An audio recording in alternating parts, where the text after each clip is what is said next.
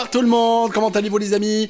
J'espère que vous allez bien, que vous êtes en pleine forme, que vous avez passé une bonne journée. Moi ça va, je suis très heureux, je suis fou de joie, je passe une super journée.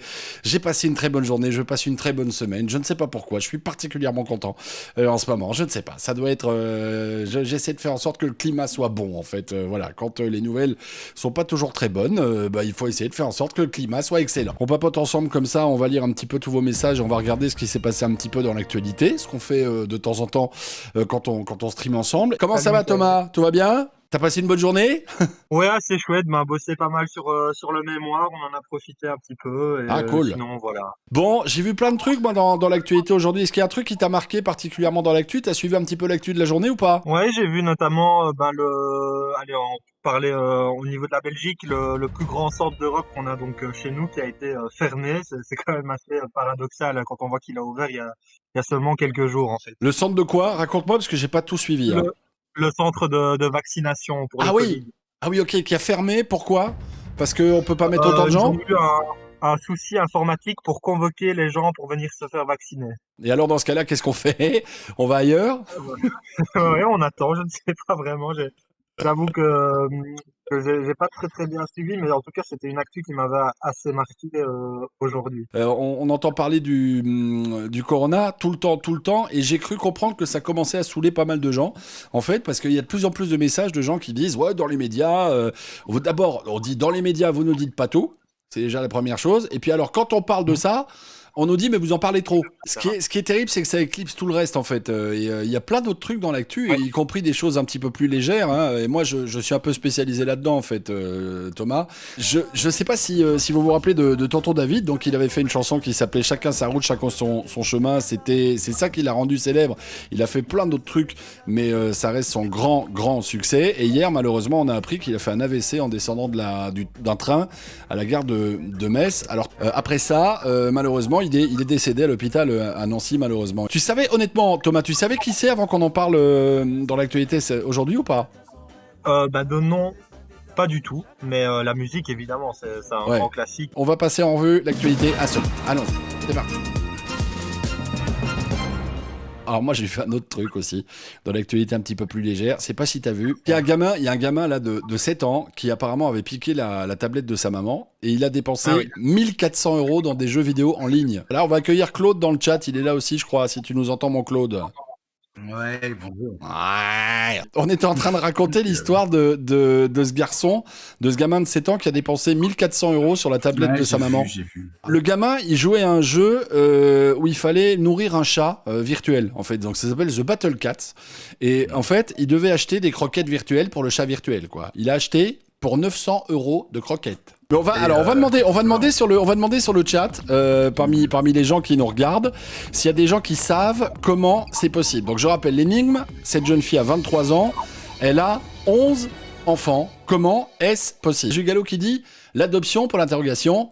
Non! Philippe et Estelle disent mère porteuse. Alors, oui, c'est la bonne réponse. ouais. Effectivement, c'est grâce à une mère porteuse. Je vais vous raconter. Donc, je vous montre la photo sur l'image. Regardez, elle est là, la jeune fille, elle a 23 ans, et tout autour d'elle, il y a ses enfants. Et ce sont ses vrais enfants. Parce qu'en fait, c'est la femme d'un millionnaire russe. Elle a 23 ans aujourd'hui, le millionnaire a 56 ans. Ils ont eu un enfant normalement, donc elle a mis au monde il y a 6 ans son premier enfant, elle avait 17 ans à ce moment-là. Et puis ensuite, pour assouvir leur envie d'avoir une famille XXL, on va dire, mais ils ont fait appel à des mères porteuses, puisqu'ils sont en Géorgie, aux États-Unis. Là, c'est autorisé. Et en 10 mois, ils ont vu arriver 10 enfants d'un coup. Tac! Ça veut dire qu'elle avait 16 ans quand elle a conçu l'enfant. En fait, Tu sais quel est le record? Non, Tu sais quel est le record de la plus grande famille au monde de tous les temps? non, c'est quoi le record? Alors, c'est deux personnes. Il y en a une en 1700, début du XVIIIe siècle, une russe, Hmm. qui a fait 69 enfants. 69 enfants. Ouais. Et alors, elle a eu plein de triplés, des quadruplés, La des... vache. Mais c'était au début du XVIIIe siècle. Et puis alors, il y a une Autrichienne qui est morte en 1911, je crois, qui elle a eu aussi 69 enfants. Il y a Daniel qui dit, à mon avis, les naissances étaient par voie basse vu l'époque. Bah oui, j'en ai bien peur. Philippe et Estelle dit, ma grand-mère était la dernière de 26 enfants. Waouh. Hey, Waouh! 26 enfants, déjà, c'est un truc de dingue. Elle était mineure au moment où elle a conçu cet enfant, en fait. Donc après, voilà.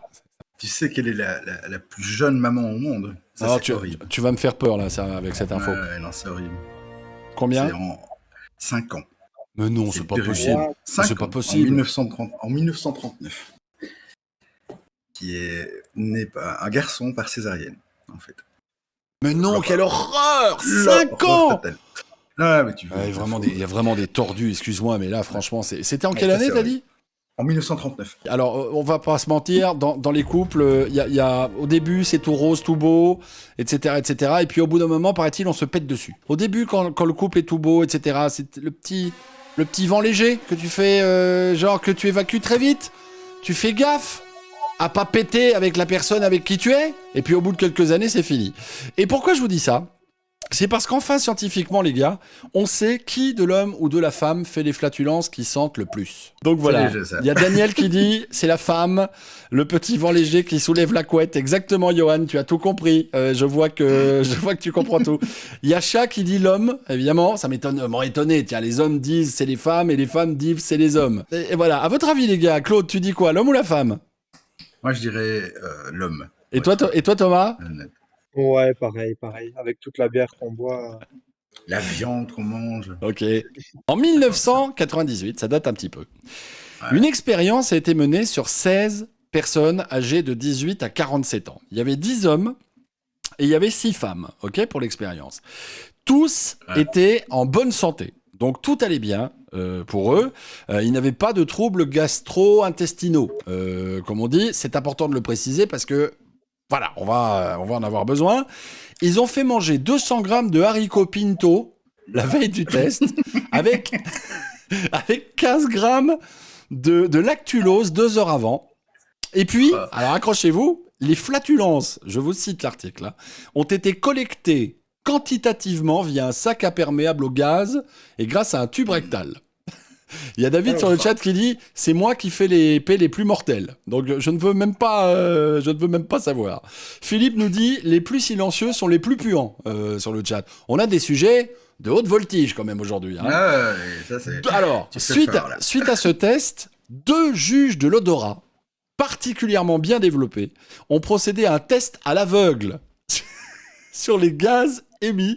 C'est comme les tests à l'aveugle quand tu dois dans les grands magasins boire un Coca-Cola et comparer tu vois, les produits. C'est un truc de dingue. Là, les 2 juges se sont fait plaisir visiblement et ont noté l'odeur de 0 à 8. Donc 0, pas d'odeur. 8, très déplaisant. Et voici, mesdames et messieurs, le résultat.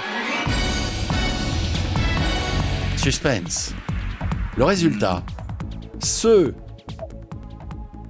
des hommes étaient plus volumineux, mais les flatulences des femmes avaient une concentration significativement plus élevée en sulfure d'hydrogène, responsable de l'odeur nauséabonde d'œufs pourris.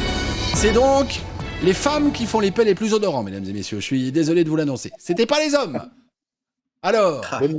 C'est les femmes, donc. C'est les femmes. Par contre, nous, les hommes, on fait des plus gros, visiblement. On fait des plus bruyants, peut-être. Et des plus bruyants, à mon avis. Donc, c'est le bruit, en fait.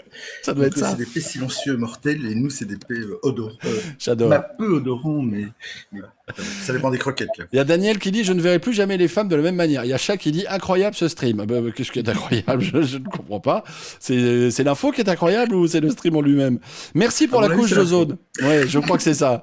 Merci pour la couche d'ozone, nous dit David. Merci les filles pour la couche d'ozone, ça fait plaisir. Bah voilà, qu'est-ce que vous voulez que je vous dise? On voit plus les femmes de la même manière. Alors après, les femmes, là, pour le coup, je pense, vont vouloir réclamer l'égalité des sexes. J'en ai bien peur. C'est-à-dire qu'il faudrait qu'on pète de manière plus odorante. Voilà. Qu'est-ce que vous voulez que je vous dise? Un commentaire peut-être, Thomas, sur cette information essentielle qui a changé la face du monde? Eh ben, je pense que c'est une information qui gaze. Exactement. Philippe dit « Je suis une femme, Estelle, la honte de ma vie. J'ai fait un P dans une boucherie en éternuant. »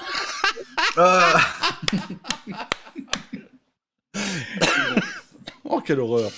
Thierry qui dit, tu sais qu'on a un pote d'enfance qui a organisé le concours national de caisse il y a un an ou deux. Oui, et on en avait parlé, nous, à la radio. Il existe à Liège, en Belgique, un concours, le championnat du monde de prout. Donc, Non. donc voilà, ça peut être sympa. On aura l'occasion d'en reparler peut-être durant cette longue soirée. Autre info, il y a un monsieur qui a eu une mauvaise surprise d'être flashé par une voiture radar alors qu'il n'était pas en excès de vitesse. Ça, c'est quand même bizarre. On se demande pourquoi il n'est pas en excès de vitesse et il est flashé par la voiture radar. À votre avis, qu'est-ce qu'il a fait? Normalement, si vous avez l'image sous les yeux, vous devriez avoir un indice. Ouais, bah oui, ça on a. Tu veux vraiment qu'on réponde? Parce que c'est quand même carrément marqué. Hein. Mais non, mais voilà. Bon, qu'est-ce qu'il a fait? Un doigt d'honneur. Un doigt d'honneur, effectivement. Donc il était en train de faire des doigts d'honneur à l'objectif. Et comme il a utilisé les deux mains pour le faire, il va devoir s'acquitter d'une amende pour conduite dangereuse. En fait, c'est ça l'histoire. C'est énorme comme truc. Il a lâché le volant. Donc forcément, parce qu'il s'est mis à faire des doigts à la voiture, il a été repéré par les policiers. Il va avoir une grosse amende puisqu'on lui demande quand même de payer une histoire de 1000 livres, hein, donc ce qui représente à peu près 800 euros. Ils rigolent pas avec l'humour, les Anglais. Hein, voilà, c'est comme ça. Et il a lancé un crowdfunding. Alors je ne sais pas si on le voit ou pas, je vais essayer de vous montrer. Il a lancé un crowdfunding pour qu'on l'aide à payer l'amende en question. Et pour l'instant, il a récolté que 216 euros. Attendez, je vais essayer de vous montrer. Voilà, hop, tac, voilà. Je me suis écarté. 216 euros seulement récoltés pour l'instant.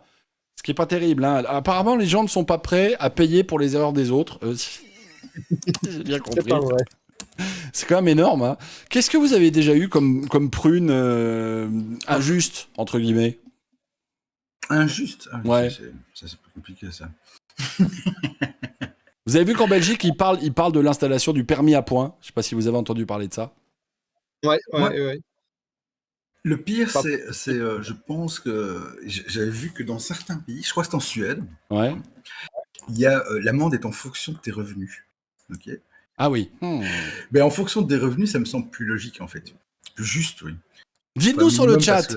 Dites-nous sur le chat ce que vous préférez. Est-ce que vous préférez qu'on vous demande de payer en fonction de vos revenus, ou bien est-ce que vous préférez, à la rigueur, de pas payer d'amende, mais d'avoir un permis à points où on vous retire des points à chaque fois que vous faites une infraction. Moi, ce qui me saoule un peu, pour être tout à fait honnête avec vous, c'est de perdre un point, parce que moi j'ai le permis français, donc je peux en parler.